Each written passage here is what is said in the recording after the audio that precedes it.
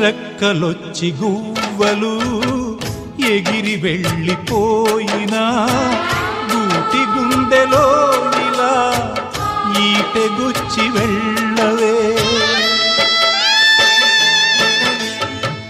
ముళ్ళ చెట్టు కొమ్మలైనా ఎంత పైకి వెళ్ళినా తల్లి వేరుపై ఇలా కత్తి దూసి ఉండవే.